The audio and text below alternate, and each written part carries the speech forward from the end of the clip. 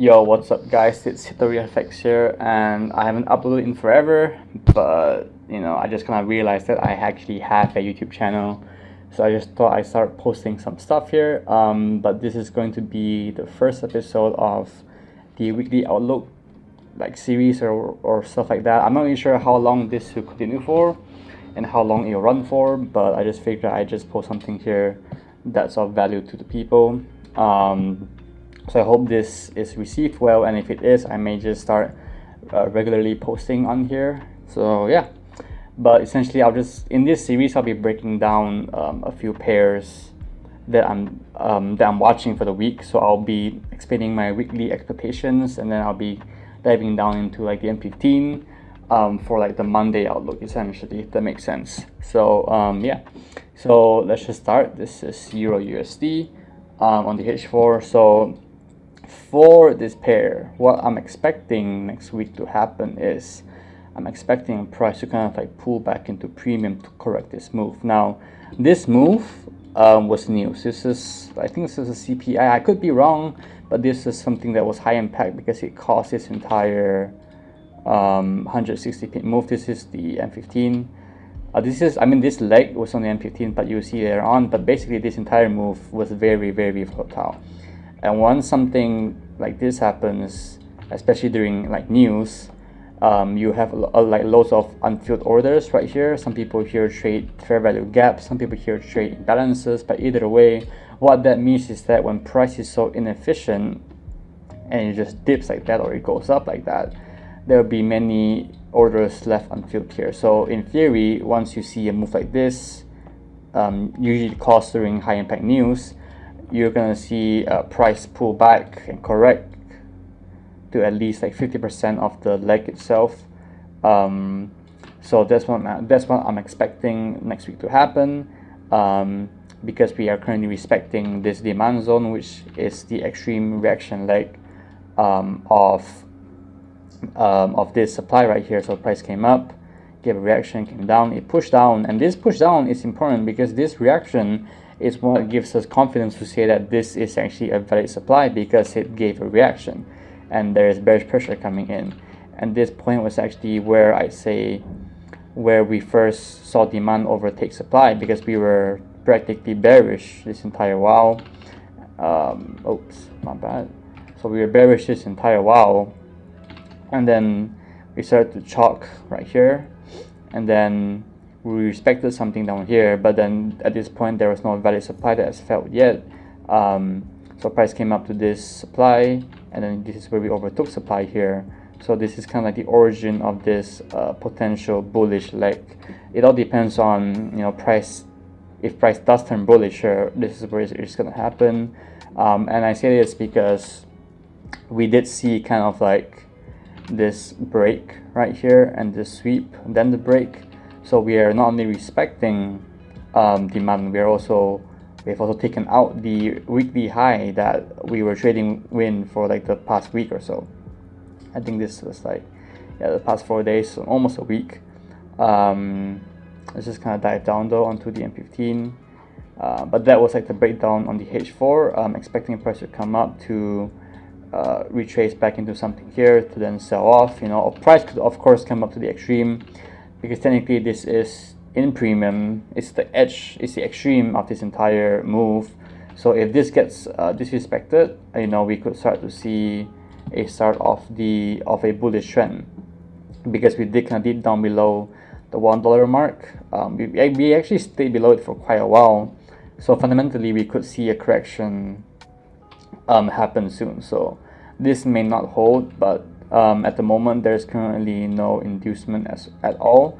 There's no structural liquidity for this zone, but it may form throughout the week, or it may just come up here and touch this entire range, or touch nothing at all and just dip, right? Either way you can play the reactions, but I'm still expecting a bullish pullback to something. So on the M15, it's just kind of unhide everything. All right, so for Monday, now this zone that I drew out is a random flip zone, right? This buy or sell wicks right here came off of something within this range, and then it failed. and then this pulled back into nothing, and then it dipped again. So I'm looking at this as potential structural liquidity because it did take out something in this internal leg right here. All right. So currently, for Monday, this is the structural break that we see, the weekly structural break that we saw, and then we swept something here with this aggressive reaction up. So now for Monday, I am expecting price to kind of take out this weak high, because this is a weak high in the sense that we came up into nothing significant. We came up into this M15 range right here, but this range is literally nothing. Like, this zone isn't the best zone, but it is an interaction zone in the end from this demand. But this came off of this, which is nothing like essential, I'd say, or anything important. So expecting a price to kind of like retrace back into the zone, give a reaction. You can either write these reactions down to something within here, or you could wait for this to fail maybe, and then play it along again once this has failed, and now your bias is kind of like confirmed that we are going to turn bullish into maybe this FV of the leg, which is the 50% of this news leg right here, or or it may just respect this and go down. So it's kind of like this zone is something that you have to keep an eye on. For me, it's really important. But this high is now weak because it failed to take out anything, so I wouldn't be trading off of this straight off the bat. So yeah, that is my expectations for EURUSD. Let's get into the pound dollar. So this is the pound dollar outlook. We are on the H4 as of right now, and on the pound dollar we are actually, I am actually bearish because we just took out this major swing low that we pulled back for around the entire week last week. So this is the pullback into the extreme supply actually, and then we kind of like dwindled for a bit, and then we kind of like saw this huge impulse down. So this is a structural liquidity for this zone, but this at the same time was also news. So this is the same because this is the pound dollar, so anything that affects the USD will affect this pair as well because it's denominated in the dollar or whatever. So okay, that was pretty bad, but either way, so we are bearish, so we have determined that. So where do you want to sell from? So there are a few zones that we are looking to sell from, under the assumption that we are to continue bearish, if all these structural breaks right here. Currently, actually, this is like all-time lows, right? We haven't touched here since 06. So there's nothing to trade on with the left. So the only thing is to wait for price to show you a bias and trade recent structure and recent zones. So this is actually the previous swing structure. This is the pullback, and now we break this to make this entire leg. So this is now the swing leg technically, and this is the internal leg. This is internal, this is the swing, and this supply zone right here is actually at the almost at the fair value of this entire swing leg. So I'm expecting price to actually reach here to then maybe short from. At the moment though, we don't have inducement or we don't have structural liquidity for this zone, so it may have to be built on the right for the H4, or some M15 zone will be hit, and then it's going to continue that way. Let's actually just like show it. Alright, so some refined zones within here that I'll show later on, but this zone is just like a random supply.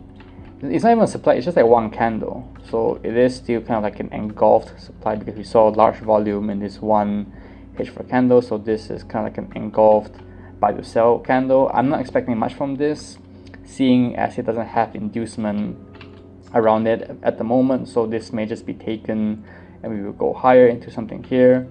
But yeah, for Monday, this is likely going to play out later on in the week if it does play out. For Mondays, we will have to look at more recent structure, but because we are bearish when we take out this, we are bearish currently because we took out this structural low. We also took out this demand, which is the extreme of the reaction leg. Price came up, this reacted to this supply right here, showed a reaction.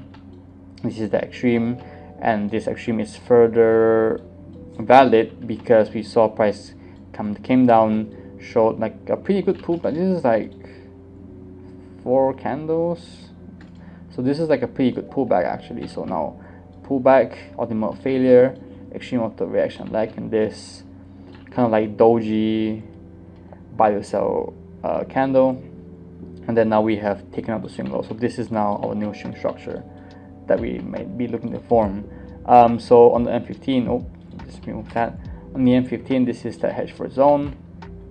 This is the hedge for extreme of the reaction like demand failure. So this is that swing structure failure. So we are starting to see some form of bullish pressure. However, it's really just like a chalk. I'd say if you take this as a chalk right here. I'm not actually expecting this zone to play out just because there isn't much confluence for it. It's just like a random supply zone with this weird wick. So this may be inducement, so we could sweep this and come down during London or New York if it's such a range, and you could play this move down to go from. But overall, I'm not expecting this zone to hold. If this breaks, then maybe I'll play the pullback and then short from this zone. But as of the moment, I will not be looking to actually sell from anything within here. But the refined zone would probably be something like this. This would likely be that refined zone because we kind of like came down into demand down here, and then this is the reaction leg, extreme of the reaction leg before the overall failure. So this is the refined zone. But overall, still expecting price to reach this or something here, and not this zone. Now you could essentially play longs into shorts, but just keep in mind that we are very, very bearish. I don't think you want to just buy off of a random M15 chalk, so just do keep that in mind. But yeah, that is kind of like what I'm seeing for pound USD for the next week. Just a pullback into some of these zones in premium to continue short from. If we start taking out any of these, then you could arguably play the pullback, because we would need to turn intraday bullish to go short from these kind of places. So yeah, just play whatever presents itself to you, and you should be fine. Alright, so this is gold, and yeah, let's just kind of start on the H4. So on the H4, currently I am bearish on gold. I mean, like, this is pretty bearish, but recently we just took out this swing structure, which was actually the apex of this really big pullback, which lasted a really long time, like 20 days, almost a month. So we came up here, came into something within here, and now we have turned bearish. So anything here this is the internal leg, because we have already made recent structures. So this is the internal to this leg essentially. So it just kind of like filled the internal range liquidity, and then we took out the structure. So coming into more recent structure, we do have this demand chain forming, but then we understand that this reaction was just to build liquidity for us to take, which we did right here. So it formed reaction, so people were looking to buy because they saw lows being respected. Maybe this is like a support zone and stuff like that, and then they all got taken out. All right, so that's the theory at least. So what do we see actually is that this demand chain has been holding. We came into this really big candle. This is why I hate gold. Sometimes I hate gold so much, because this is like such a large range that this wouldn't really be normally seen on like more liquid pairs like EURUSD or pound dollar. But we came into this buy to sell range kind of right here. We came into this buy to sell range, came up, we chalked bearish on the H4, and then low started to fail, and then ultimately the demand chain itself started to fail right here, and then structure failed. So now we are bearish. So this is currently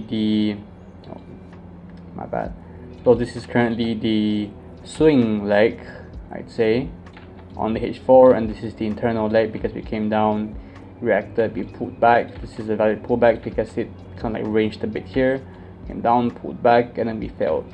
So since we are bearish in H4, where are we looking to sell from if we are to get into pro trend moves on the hard time frame? So I'm expecting price to kind of like come up to some of these interaction zones. Like this is, now this doji is essentially the flip right here, but then this is just like a demand chain. I prefer something, because like this isn't exactly the one that flipped the entire demand chain. It's one that flipped this demand, but it's within this demand chain, if that makes sense. Like if there's something clear cut that flipped this demand chain, this extreme of the demand chain, then I will probably take that as a more recent supply. But because this is just a doji, or at least just a buy to sell candle that flipped this demand, I personally don't see it as anything important. I prefer this range actually, because there was something within here that caused it to range. But so it's either this zone or this zone that I'm looking at to short from if we were to continue bearish. But keep in mind that we are so far away from these two zones that it's gonna take a few days at least to maybe reach those zones, and the more recent one is the zone here. So this is just for me a random buy to sell or engulf buy to sell candle. It's not really anything important. It kind of like barely wicked the structure by a bit right here, and it's not like a flip zone, it's just like a random zone. I think the flip zone would be this one, but then again it's like, so this is just sketchy. I mean like weird drawing, so I'm just gonna like do it like this, because this is because we did see volume in this candle. So this is the last candle before this huge volume came. So technically, according to how we trade, the theory is that there will be banks looking to mitigate their orders to go down from. The issue is that according to liquidity, there isn't any support in this at the moment. There's no liquidity here over the H4. So on the M15, there also isn't liquidity. This could act as liquidity because we are kind of like in like a channel right now. So people were looking to maybe sell here for some reason. That's giving us this trend line. So trend line liquidity could be used for this zone, but overall I'm not really expecting this zone to hold. Same reason I wanted to come further up, because like, why I say that is because this zone kind of like did not make anything important structure wise. It just kind of like came down and then now it's coming back up. So unless price starts to like make new structures and we have space to trade, then yes, I probably look at this as important. But because price is so it came down, it came up so quickly, this zone is not looking too good. Then again, that could also be why I suck at continuation trades, but that's just me.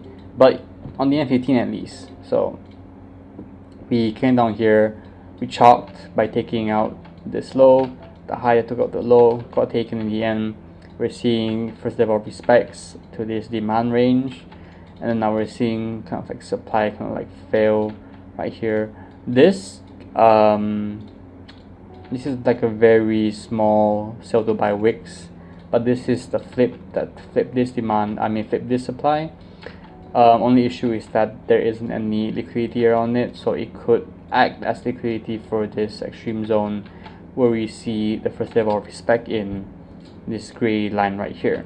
So expecting price to maybe come up higher, but you could also play the shorts down to some demands to then long from, and then if you take your profits at zones like this where we expect reactions from, even though we don't expect this zone to hold, we'll also say that it will hold and it will go lower. So be realistic with taking out your profits, and yeah, just practice safe capital management and stuff like that. But overall, this H4, I'm looking, if it comes up and it turns weak, it turns bearish, this may now be seen as weak and you could maybe target it for shorts. But overall, so you're expecting at least something in premium of this swing leg to be mitigated at least, but press does what it wants. We just play the reactions either way. So yeah, that kind of concludes the outlook for this week or next week. I mean this week, it's Sunday technically. So for this week, I hope this has brought you some value. I actually do post a lot more on my Instagram at HitoriFX. So if you want more content like this, do follow me there. I also have a free Telegram channel where I upload like one markup per week. It's been dead for a few weeks now, but I'm starting to like get back into trading. So yeah, do follow my socials.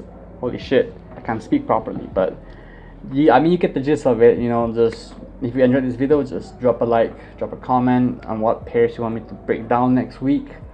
Or I just might make a poll on my Instagram. So if you want to stay updated, then you just drop me a follow there. You know, all good. So yeah, I hope you have a nice week, and I'll see you guys next week then, I guess.